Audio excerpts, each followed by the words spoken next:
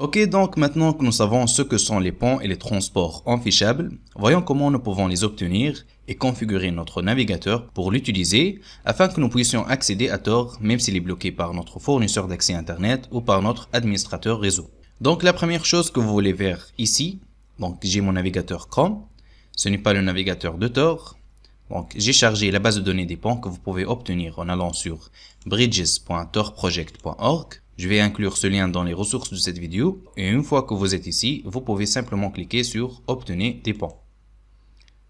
Après, cliquez sur Just Give me Bridges pour obtenir les ponts normaux qui vous permettent d'accéder à Tor si le pare-feu bloque seulement les nœuds Tor connus. Donc, s'il n'utilise pas EPP. Et nous pouvons également définir les options avancées ici et sélectionner Transport enfichable. Donc ici, OBFS 4. De sorte que nous pouvons accéder à Tor même si le pare-feu est utilisé dans l'inspection de paquets profond, analyse notre trafic et bloque tout le trafic qui semble être du trafic Tor. Donc je vais garder ça sur OBFS 4. Donc maintenant tout ce que j'ai à faire c'est de cliquer Get Bridges.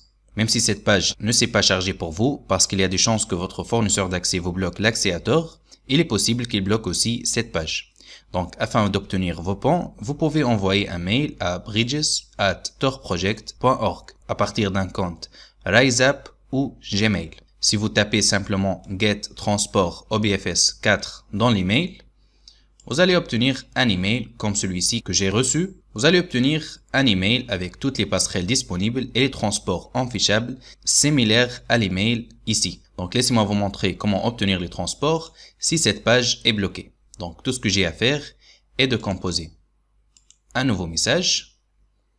Donc, je vais copier bridges@torproject.org. Je vais laisser l'objet vide.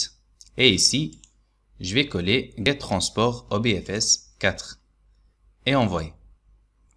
Ça va prendre moins d'une minute et vous devez recevoir vos ponts dans un email dans votre boîte de réception. Donc, cette fois, j'ai reçu le mail dans Spam. Donc, il est ici. Donc, je vais le signaler comme non spam. Donc, il me dit ici que vous pouvez envoyer un mail de demande de pont que chaque 3 heures. Donc, pas de problème.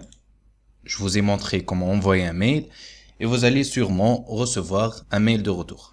Donc, si vous recevez ce mail, vous copiez votre paramètre ici de pont et vous les collez dans votre navigateur Tor.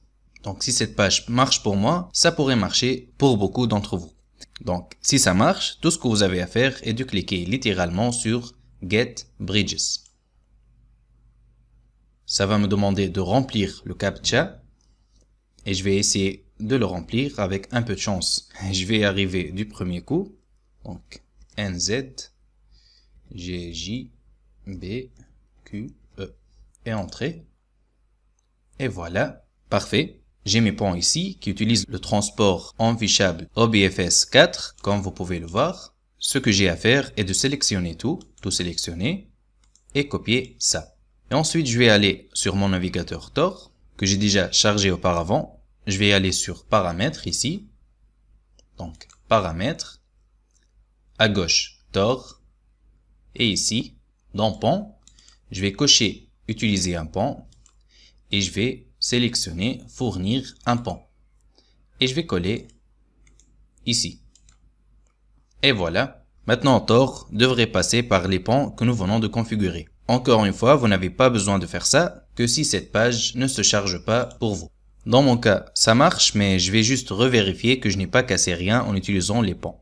Donc, je vais recharger cette page.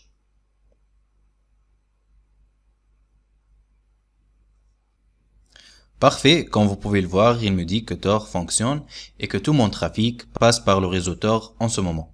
Maintenant, comme je l'ai dit, avec cette méthode, vous pouvez remarquer que la connexion sera un peu plus lente qu'une connexion Tor normale parce que le trafic est obscuré pour faire croire que c'est du trafic normal et non du trafic Tor. Aussi, comme je l'ai dit, dans les pires des cas, même si cela ne fonctionne pas, votre fournisseur d'accès à Internet sera en mesure de savoir que vous utilisez Tor, mais ils ne seront pas vraiment en mesure de voir quel site web vous essayez d'aller, à moins qu'ils ne lancent une attaque plus active. Donc, si vous êtes signalé comme un utilisateur Tor, vous mettrez en difficulté dans votre pays, ou si vous ne voulez pas être identifié comme un utilisateur Tor, alors une très bonne solution est d'utiliser un VPN. Je parlerai de cela dans les prochaines vidéos, mais pour l'instant, c'est une solution libre et très bonne pour accéder au réseauteur s'il est bloqué.